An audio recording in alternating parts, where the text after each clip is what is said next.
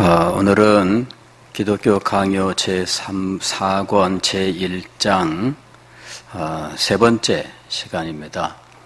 1장을 다루는데 시간이 많이 걸리는 이유는 이 교회에 대해서 그 개념을 잡기 위해서입니다.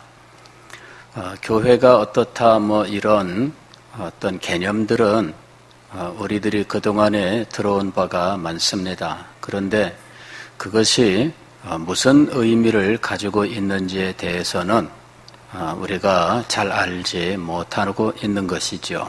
그래서 칼빈의 이 교회론을 차근차근 생각하면서 우리가 들어왔었던 교회의 여러 개념들, 어떤 전문 신학적 용어들이 가지고 있었던 의미들을 깨달아 알 수 있는 기회가 될 수 있기를 바랍니다.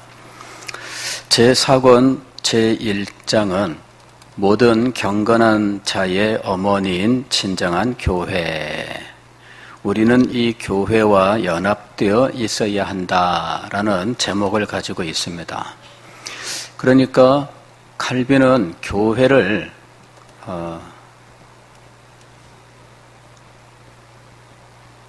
어머니라고 비유를 하고 있어요. 그러니까 모든 경건한 자의 어머니, 그 어머니의 품 안에서 양육받고 교육받고 보호를 받으며 필요한 모든 것을 공급받는 것처럼 성도들은 교회를 통해서 그의 영적인 생명과 또 이 생명의 성장에 필요한 모든 것들을 공급을 받는다라는 것이죠. 이제 이런 공급을 위해서 하나님께서는 교회에 말씀 사역자를 세우셨다 하는 사실과 또 말씀 사역자의 사역을 통해서 우리들은 이 모든 것들을 누릴 수 있으므로 그 가르침과 또 그 선포에 마음을 기울여야 된다는 사실에 대해서 우리가 지난번에 생각을 한 겁니다. 그러나 말씀 사역자에게는 영광과 한계가 있다는 사실에 대해서도 함께 생각을 했습니다. 말씀 사역자는 그의 사역을 통해서 성도들을 양육하고 가르치고 또 장성케 하여 하나님 나라의 일을 감당케 하는 일, 이 하나님의 일을 감당함으로 귀하게 여겨야 하는 것은 맞다 하는 것입니다. 그러나 미신적 의미에서 성직자를 대해서는 안 된다라는 것이었습니다. 그가 그 일을 맡아 감당함으로 귀한 것이지 그 사람 자체가 무슨 신령한 어떤 이 도구처럼 그렇게 생각해서는 안 된다 하는 거예요. 가령 이런 거죠. 그 마술 도구 같은 거 있습니다. 마술 도구. 이건 뭐냐면은 우리가 가령 아라비안 나이트 이런 이 이야기 속에 보면은 이 마법의 도구들이 등장을 해요. 마법의 양탄자 이런 것들. 양탄자 자체가 무슨 마술적인 힘을 가지고 있는 거죠.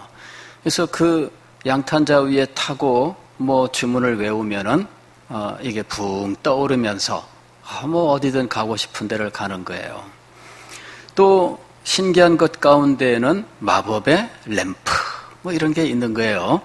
마법의 램프를 문지르면 그 램프 그 입구에서 연기가 모락모락 나면서 이 연기가 큰 거인으로 변하는데 이 거인이 팔짱을 끼고 탁 하고 나타나는 거죠. 주인님 부르셨습니까? 원하는 대로 지시하면 따라하는 거예요. 이런 램프가 무슨 신비한 힘을 가지고 있는 거죠. 그래서 이 램프 쟁탈전이 벌어지는 거예요.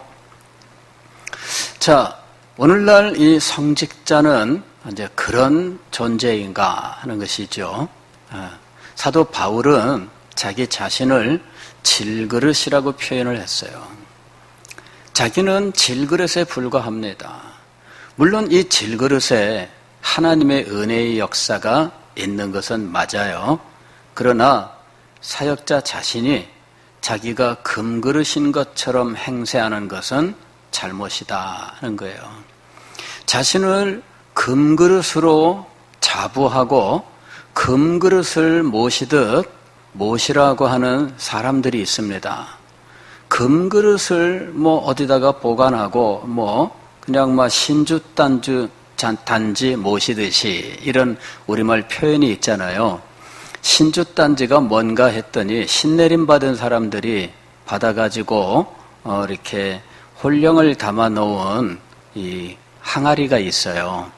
이거를 이 단에다가 모셔놓고 그 신주단지 앞에서 치성을 드리고 하는 거예요. 그러니까 신주단지가 굉장히 중요합니다. 이걸 들고 다녀야 돼요, 평생. 자, 근데 이런 어떤 무엇을 담고 있는 그런 그릇은 아니에요. 사도 바울은 자기 자신이 질그릇이라고 표현해요. 다만 이 질그릇 속에 보배를 가졌어요. 그리고 이 보배를 가지고 하나님께서 맡기신 말씀 사역을 감당하는 것이죠. 그래서 우리는 사역자 자신도 자기를 금그릇이나 다이아몬드 그릇처럼 행세하는 것이 아니라 사도 바울도 자기를 질그릇으로 여겼는데 우리는 사도 바울과 비교할 때 택도 없는 존재들입니다. 그러므로 지금 이 세상에 사도 바울보다 더 귀중한 그릇인 것처럼 행세하는 사람이 있다면 정신 나간 사람이라고 말할 수밖에 없을 겁니다.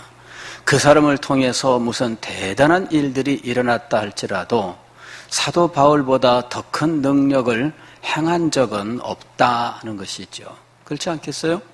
지상에 엄청난 능력을 행하는 사람들, 귀신도 쫓아내고 병도 고치고 그랬어요. 사람들이 그 앞에 몰려듭니다. 그러나 지금 이 세상에 제가 볼 때에는 사도 바울보다 더 큰 능력을 행한 사람은 아무도 없습니다. 그러므로 사도 바울이 질그릇이라고 자기를 표현했다면 오늘날 대접받고 다니는 모든 사역자들은 질그릇보다 못한 존재들일 수밖에 없습니다. 겸손해야 되는 것이죠. 겸손하지 못할 때 이 사람들이 얼마나 많은 문제를 일으키는지 몰라요. 다만 겸손이 지나쳐서 하나님께 받은 사역의 영광과 그 아름다움과 주님께서 베푸시는 능력에 대한 확신이 없는 사역자라면 이것도 문제죠. 그래서 적절하게 이 자신의 사역의 영광을 알고 주께서 주시는 능력을 받아 사역을 하는 것이 참으로 중요하다는 거예요. 성도들은 사역자를 소중하게 여겨야 됩니다. 존경하고 사랑하고 그의 사역을 마음껏 할 수 있도록 기도하며 그리고 또 그 가르침에 순종하는 것이 중요하죠. 그렇게 해서 하나님의 뜻을 이루는 것이 중요한 것이에요. 어떤 사람들은 사역자보다 나이도 많을 수가 있고요. 어떤 사람들은 사역자보다 학력도 더 대단할 수 있습니다. 당연히 사역자보다 부자이지요. 여러 가지 인간적 조건에서 사역자보다 더 뛰어날 수는 있으나 그것을 가지고 사역자가 주께 받은 사명보다 더 뛰어난 것처럼 생각한다면 그것은 잘못입니다. 내가 사역자가 갖지 못한 박사학위를 가지고 있다고 해서 박사학위가 사역자의 사역을 뛰어넘을 수는 없다라고 하는 사실을 알아야 돼요. 당연히 사역자보다는 수십 배, 수백 배 부자이겠지요. 그러나 부자라고 해서 그 사역을 뛰어넘을 수는 없습니다. 이제 이런 한계들을 사역자도 모든 성도들도 알고 하나님께서 이 일을 우리 가운데 두신 그 목적에 충실한 것이 중요한 거다라는 것입니다. 모든 경건한 자의 어머니인 진정한 교회. 그런데 우리는 이 교회와 연합되어 있어야 한다라는 거예요. 교회와 연합되어 있어야 된다. 오늘 우리가 읽은 에베소서 4장 1절로 6절까지의 말씀은 교회와 연합되는 것이 성도의 삶이라고 가르치고 있는 말씀이에요. 여기 1절 말씀 보면 그러므로 주 안에서 갇힌 내가 너희를 권하노니, 주 안에서 갇혔다라는 것은 현재 사도 바울이 감옥에 있다라는 말입니다. 에베소서는 옥중서신이에요. 사도 바울이 감옥에 있는 동안에 에베소 교회에 보낸 편지입니다. 그래서 감옥에 있으면서 성도들에게 이 영광스러운 교회론을 펼쳤어요. 이 에베소서 1장부터 이 교회론을 펼치면서 지금 이 4장 1절에서는 이제 권면의 말씀을 하고 있는 거예요.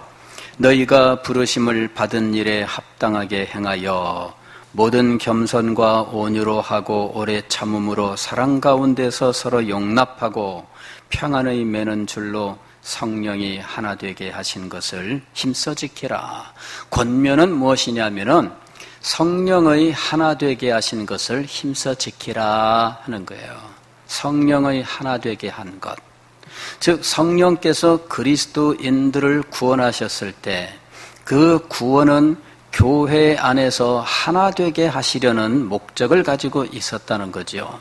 그래서 우리는 교회 안에서 하나 되는 이 일을 힘써야 된다는 거예요. 그럴 때 이 하나 되게 하는 이 일을 위해서 여러 가지 노력들이 필요한 거죠. 4장 1절 하반절 보면 너희가 부르심을 받은 일에 합당하게 행하여, 이 성령의 하나 되게 하신 것을 힘쓰기 위하여 많은 노력이 필요해요. 부르심을 받은 일에 합당하게 행하여 모든 겸손도 필요해요. 하나 되게 함을 위하여 겸손이 얼마나 중요한지 몰라요. 교회의 문제의 대부분은 겸손이 없어서, 즉 그 반대가 되는 이 교만 때문이에요. 교만. 이 교만 때문에 교회의 문제들이 많이 일어나요. 그 다음에 온유로 하고 그랬어요. 온유함으로. 온유라고 하는 것은 그 뜻이 부드러움이죠. 이 마음속에 칼을 갈거나 하여튼 내 성격이 원래 그래 이러면서 맨날 사람들하고 부딪히는 거, 이거는 하나 되게 하는 것을 깨뜨리는 일이에요. 온유, 이거는 성령의 열매예요. 성령의 열매. 그래서 온유함이 없다면 성령의 열매를 맺지 못하는 거예요. 자기가 대단한 줄로 생각하는 사람, 그 교만함 때문에 자기의 이 성격을 제어하지 못하는 일들이 있습니다. 성령의 열매를 맺어야 돼요. 또 많은 노력이 필요해요. 오래 참음도 있어야 교회가 유지가 되는 거예요. 참지 못하고 성질대로 다 하면 교회가 유지되겠어요? 하나 되게 하신 것을 힘써 지키라. 노력이 필요한 거예요. 많은 힘이 필요한 거예요. 여기 보면은 힘써 지키라 했잖아요. 힘써라는 말이 뭐예요? 이게 힘들고 어려운 일을 자기의 모든 힘을 다해서 한다는 말이잖아요. 쉽게 되는 일이 아니에요. 모든 노력을 다 기울여야 돼요. 사랑 가운데서 서로 용납하고 평안의 매는 줄로, 즉 평안이 필요하다. 이런 노력들을 가지고 하나 되게 하신 일을 힘써라 이거죠. 성령이 하나 되게 하신 일이 무엇이냐? 5절 이하에 나와요. 주도 한 분이시요, 믿음도 하나요, 세례도 하나요, 하나님도 한 분이시다.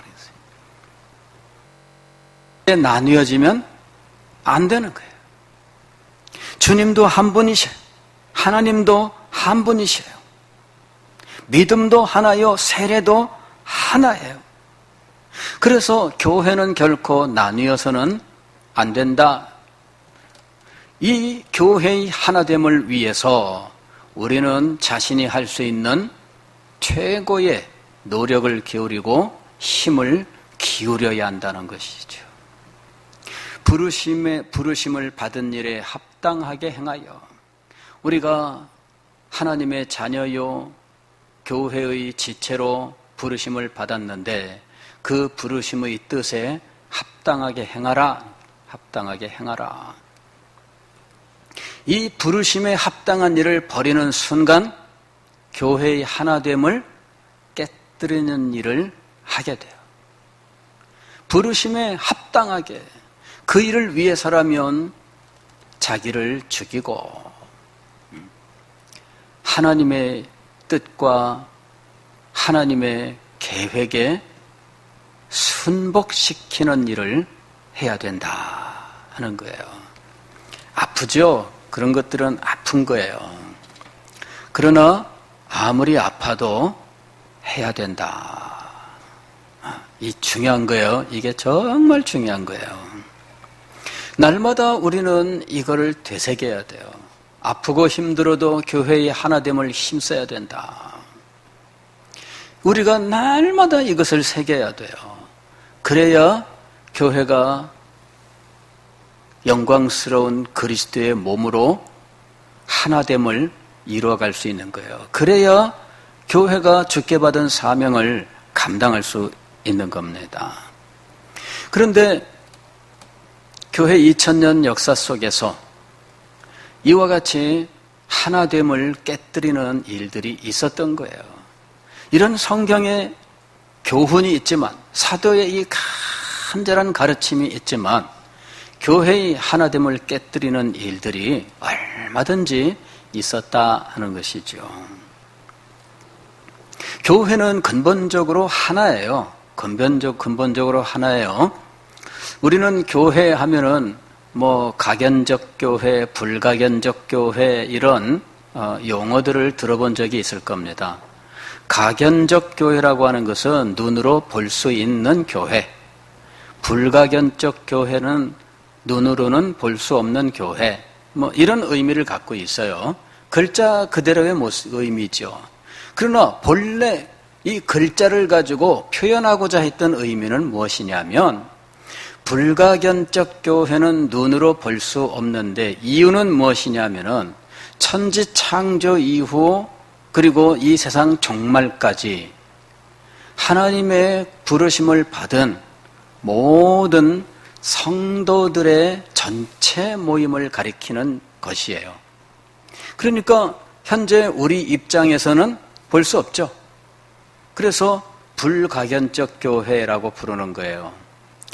천지 창조 이후부터 세상의 종말까지, 새하늘과 새 땅까지 존재하는 모든 구원받은 성도들, 이 사람들은 현재 지상에 있는 우리들뿐만 아니라 이미 죽어서 하나님 앞에 간 천상에 있는 사람들과 아직 태어나지 않은 모든 사람들까지를 다 포함하고 있는 거예요.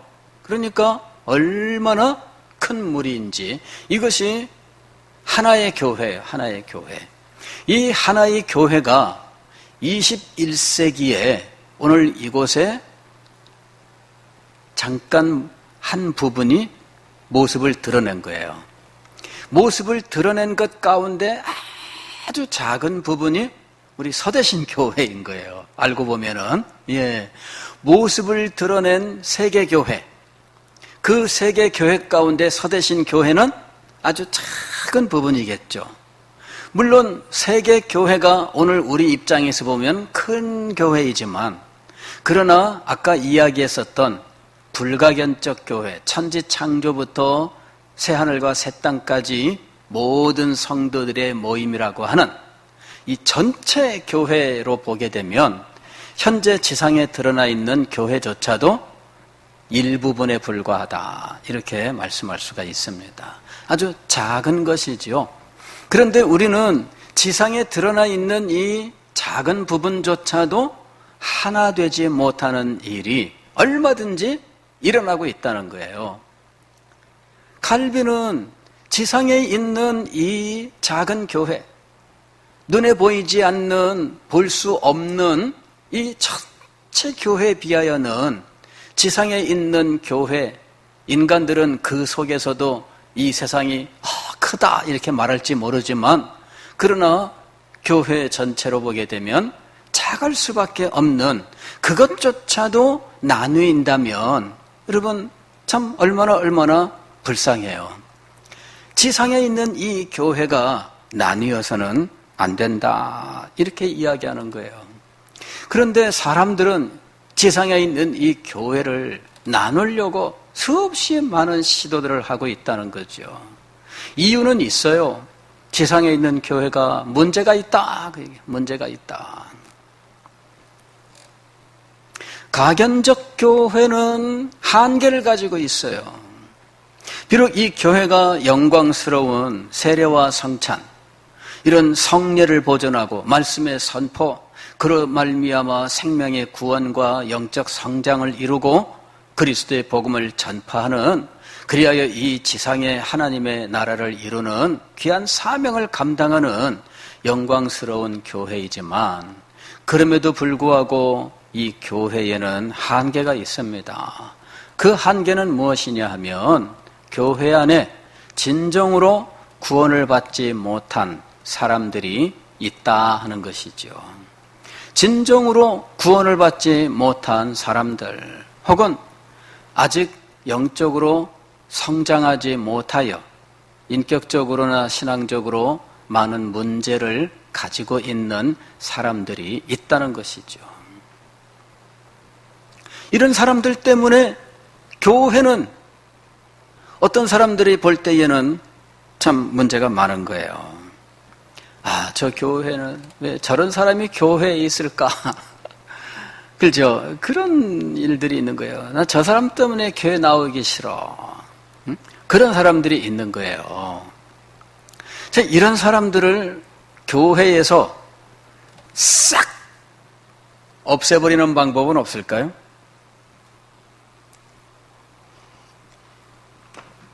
그러면 속 시원할 텐데, 그죠? 그래, 어떤 사람이 그런 얘기를 한 거예요. 저 사람만 없으면 우리 교회가 문제가 하나도 없고 깨끗할 텐데.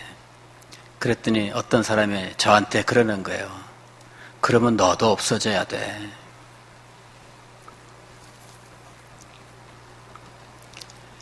우리는 자기를 못 봐요. 그러면 너도 없어져야 돼. 넌들 무슨 대단할까? 그거죠? 오늘 우리는 이 지상교회에 이 교회를 이루고 있는 사람들이 불완전하다 하는 사실을 알아야 돼요. 그런데 이 불완전함 때문에 많은 문제가 있는 거죠. 어떤 사람들은 이 불완전함 때문에 이 교회는 참교회가 아니야. 이런 식으로 이야기를 해요.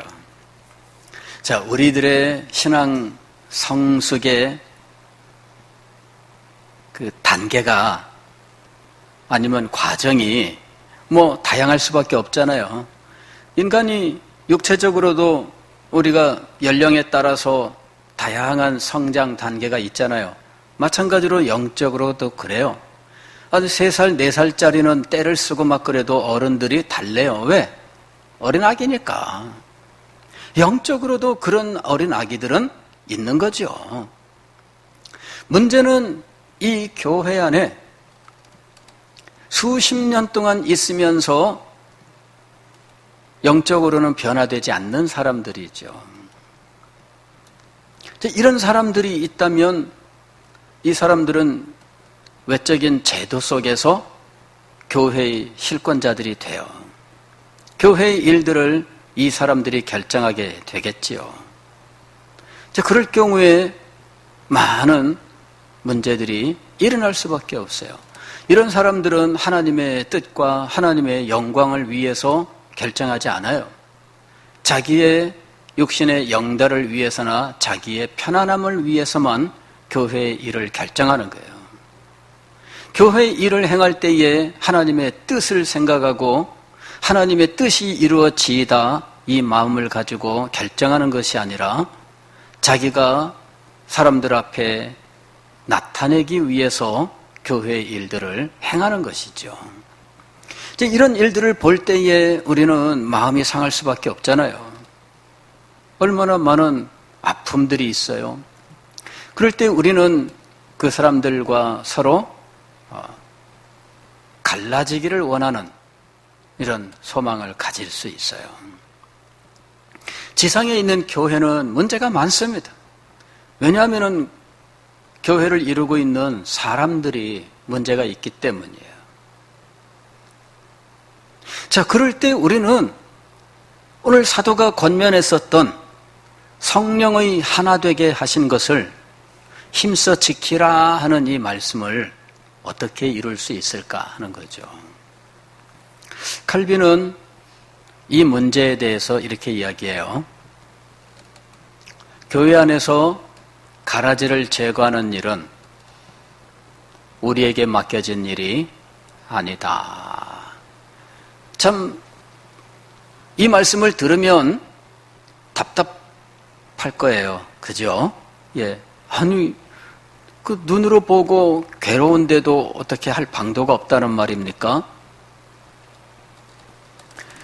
우리 주님께서 알곡과 가라지의 비유를 하셨잖아요. 주인이 밭에다가 알곡을 심었는데 밤에 원수가 와서 가라지를 심어놓고 갔어요. 그래서 이 밭에 알곡과 가라지가 함께 자란다 하는 거예요. 하인들이 와서 주인에게 물었습니다. 가라지가 지금 자라고 있는데 이거를 뽑아버릴까요? 그랬더니 주인이 놔두어라. 추수 때에 다 분리할 것이다. 자, 우리는요, 그냥 단칼에 무언가를 했으면 속 시원하다. 그런 마음들을 가지고 있어요. 그러나 주님께서는 우리가 그 칼을 휘두르기를 원치 않으신다는 거죠. 왜 그럴까요? 한 영혼 속에서 일어나는 일은 하나님만 아시는 거예요. 그 영혼에게 일어나는 일들을 우리는 알지 못해요. 가령 지금 시점에는 그 사람이 가라지로 보여요. 제가 봐도 지금 시점에는 그 사람이 가라지예요. 그런데 나중에 천국 갔더니 그 사람이 와 있어요. 무슨 일이죠? 어떻게 된 일이죠? 우리의 눈의 한계입니다. 그리고 이 지금 시점의 한계예요. 나중에 그 사람에게 하나님의 은혜가 어떻게 임할지는 지금 이 순간 내가 뭐라고 말할 수 없다는 거죠. 과거에 존 뉴턴이라고 하는 목사님이 있었어요. 굉장히 신앙적으로 많은 방황을 하다가 이 사람이 주님께 돌아와서 이제 사역자가 되었는데, 후에 이 사람의 그 찬송 가운데 어메이징 그레이스, 나 같은 죄인 살리신 주 은혜 놀라워, 그 찬송은 참 유명하죠. 그 찬송가를 지은 분이 존 뉴턴 목사예요. 이분이 남긴 유명한 말이 있습니다. 내가 천국에 가면 3가지 놀라운 일을 발견하게 될 것이다. 첫째는 그곳에 당연히 와 있을 것이라고 생각한 사람들 중에 와 있지 않은 사실. 둘째는 천국에서는 결코 보지 못할 것이라고 생각한 사람이 그곳에 있는 것. 세 번째는 죄인 중에 괴수인 자기 자신이 천국에 와 있는 것이다. 이렇게 이야기를 했어요. 이 얘기는 뭐냐면요, 어떤 사람이 알곡이냐 가라지냐는 인간이 판단할 수 없어요. 이는 하나님께서만 아시는 일이고 하나님께서만 하시는 일이에요. 그래서 이 일은 남겨두셨어요. 그러면 우리는 어떻게 해야 될 것이냐? 우리는 교회의 하나됨을 이런 성도들의, 우리가 생각하기에 그 사람 믿음이 좋다, 믿음이 좋은 사람들만 모아서 교회를 만드느냐? 그 사람이 도덕적으로 깨끗하다.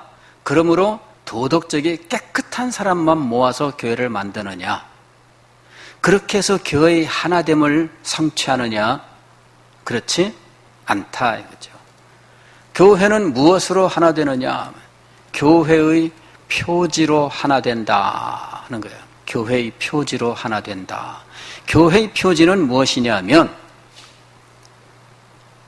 말씀의 참된 선포예요. 하나님의 말씀이 그 참된 의미가 선포되고 있느냐 하는 거예요. 두 번째로는 성례가 정당하게 집행되고 있느냐. 성례의 정당한 집행이에요. 그러니까 말씀과 성례, 즉 세례와 성찬이 온전하게 되고 있느냐는 이야기죠. 그럴 때 이 말씀의 참된 선포와 성례의 정당한 집행이라고 하는 이 교회의 표지 아래에서 우리는 하나가 되어야 한다는 거예요. 이런 표지가 살아있다면 결함이 있더라도 그 교회를 나눌 수 없다. 아무리 결함이 있더라도 이 교회의 표지가 바르게 되어 있다면 버려서는 안 된다라는 거예요. 교회의 표지가 살아있다면 이 교회를 떠나서는 안 된다는 거예요.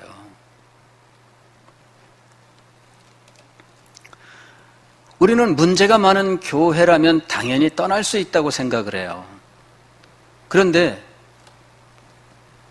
사도 바울은 이런 문제 있는 교회에 대하여 어떻게 교훈했는가? 칼빈은 두 교회를 예를 들어요. 사도 바울은 문제 있는 교회에 대하여 어떤 태도를 가졌는가? 첫째, 고린도 교회. 고린도 교회는 문제가 많았어요. 현실 교회 속에 가운데에서 고린도 교회와 같은 정도의 문제를 가진 교회는 얼마나 있을까? 고린도 교회는 교회 파당이 있었어요. 한두 개의 파당이 아니에요. 4개의 파가 있었어요. 그래가지고 그 당파 싸움 때문에 사도 바울도 많은 어려움을 겪었어요. 고린도 후서는 이 당파 싸움에 의해서 사도 바울이 많은 고통을 겪은 일들을 이야기해요. 사도 바울이 바울을 반대하는 사람들에게 많은 어떤 그 모욕을 당하고 멸시를 당하고 그리고 이런저런 비난을 당하고 그 다음에 깎아내리고 막 이러는 온갖 일들을 당해요. 그런 것들에 대해서 사도 바울이 자신을 변명한 것이 고린도 후서 내용의 많은 부분이에요. 그러니 이 교회의 이 당파는 사역자에 대하여 정당한 태도를 갖지 못하게 해요. 교회 파당이 있으면은 사역자에 대하여 정당한 태도가 나타나지 않아요. 왜? 사역자를 자기 편으로 끌어들이기 위해서 자기 편이 안 되면 오히려 욕하고 뭐 험담하고 비난하고 뭐 이런 일들은 예사로 나타나거든요. 그러니 교회의 파당은 사역자에 대한 정당한 태도를 없애고 사역자에 대한 정당한 태도가 사라지면 사람들은 방종하게 되고 방탕하게 되고 교만하게 되고 그래 그 영혼이 형편없게 되는 거예요. 그래서 교회는 더욱더 악순환의 길로 가게 되는 것이죠. 고린도 교회가 그런 상황이에요. 그러니 이런 교회는 도덕적으로 능력을 상실합니다. 그래서 고린도 교회 안에는 도덕적으로 입에 올릴 수 없는 이런 일들이 일어났다는 이야기예요. 그 다음에 조그마한 은혜를 받으면 과대 포장하고 이것을 가지고 과시하고 뭐 이러는 일들도 있었던 거죠. 고린도 교회는 정말 많은 문제가 있었어요. 그럼에도 불구하고 사도 바울은 고린도 교회를 버리지 않았습니다. 이 교회를 사랑하고 이 교회를 하나님의 뜻으로 말미암아 부름받은 거룩한 교회라고 불렀던 거예요. 그리고 이 교회를 붙들고 끝까지 목회자로서 씨름을 한 거죠. 문제 있으면 떠나는 것인가? 아닙니다. 문제가 있어도 그 교회를 끝까지 사랑하고 그 교회를 붙들고 정말 이 교회를 온전케 하기 위해서 자기에게 주신 모든 은혜를 다해서 감당해야 했다는 거죠. 사도 바울은 이 모습을 가지고 있어요. 갈라디아 교회의 예를 들었습니다. 갈라디아 교회는 도중에 들어온 유대인 성도들, 그 거짓 교사들로 말미암아 잘못된 교훈이 교회에 퍼졌고 잘못된 교훈을 따라가는 사람들이 있었어요. 그래서 바울은 너희가 다른 복음을 따르는 것을 이상하게 여기노라 그랬어요. 다른 복음을 따르는 사람들이 있었어요. 그러면 그 교회를 버려야 되느냐? 그렇지 않습니다. 그 교회에 참된 복음을 다시 전하는 거예요.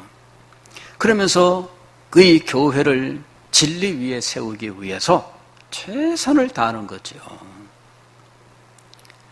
사도 바울은 문제 있는 교회라고 해서 멸시하거나 버리지 않았어요. 문제 있는 교회도 이 교회를 붙들고 씨름했어요. 칼빈은 이 교회의 표지가 살아있는 교회, 아직도 교회의 표지가 살아있는 교회는 성도 안에 여러 문제에도 불구하고 떠날 수 없고 버릴 수 없고 사랑하여 온전하게 만들도록 힘써야 된다라고 말하고 있는 거예요. 여러분, 이거는 굉장히 중요한 교훈이에요. 지상에 있는 교회는 완전하지 않다. 우리는 이걸 알아야 돼요. 성경을 보면은 교회에 대해서 두 가지 사실을 가르쳐요. 첫째, 교회는 거룩하게 되었다. 거룩한 교회라는 거예요. 교회의 거룩성을 말씀해요. 이 교회의 거룩성에 집착하는 사람들은 교회가 오염된 오물이 묻은 것에 대해서 견디지 못하고 이 오물 묻은 교회들을 모두 다 버려야 될 것처럼 생각하고 이 교회 밖으로 나가서 자기들만의 깨끗한 교회를 만들어야 된다고 주장을 해요. 실제로 역사 속에 그 일을 행한 사람들이 있습니다. 그리고 이 오염으로부터 물들지 않기 위해서 세상과 단절된 삶을 살아가는 사람들이 있어요. 그들의 후손들이 지금도 미국에 가면 있어요. 자기들만의 삶을 사는데 17세기의 생활 모습을 그대로 가지고 있어요. 현대 문명과 접촉을 안 하려고 그래요. 전기, 그거는 우리끼리 만들어 쓴다. 그래가지고 자기들이 만든 원동기를 돌려가지고 전기를 만들어 쓰는데 희미한 불빛. 밖에서 전기선 끌어갖고 그 전기 받았으면 안 돼. 이런 식으로 고립된 삶을 사는 사람들이 있어요. 근데 거룩함은 그렇게 이루어지는 게 아니죠. 자, 지상에 있는 교회는 거룩한 교회예요. 그러나 완전이라는 관점에서 본다면 완전을 향하여 매일매일 나아가는 교회입니다. 이게 교회의 거룩함의 의미예요. 교회의 거룩함은 완성되어 있는 것이 아닙니다.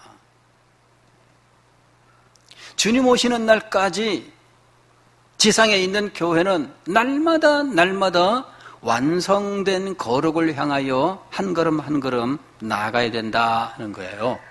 교회의 완전성, 이 거룩성과 완전성에 대하여 오해를 하기 때문에 지상에 있는 교회의 오물을 견디지 못하고 이 오물을 제거하기 위하여 평생 동안 노력해야 된다는 이 일을 깨닫지 못하는 거죠. 우리는 애쓰고 힘쓰고 노력을 해야 돼요. 그냥 칼로 잘라버리는 것이 능사가 아니고 이런 오물들을 씻고 또 씻어서 우리 그리스도의 보혈로 우리를 씻어 정결케 하는 것처럼 이런 그 그리스도 보혈의 역사가 우리 교회에 나타나도록 우리는 정말 우리가 할 수 있는 모든 일들을 다 해야 한다라는 거예요. 그래서 칼빈은 교회의 표지 아래에서 우리는 하나됨을 끝까지 지켜야 한다. 이렇게 얘기하는 거예요. 교회의 표지에 주의하면 경솔한 분리를 막을 수 있다. 이렇게 얘기를 해요. 이게 교회의 표지의 사용법이에요. 우리는 교회의 표지를 분별을 위한 것으로 이야기를 합니다. 교회가 이게 교회냐 아니냐 뭐 이런 거를 이제 나누기 위해서, 분별하기 위해서 교회의 표지라는 것을 주로 이야기를 합니다.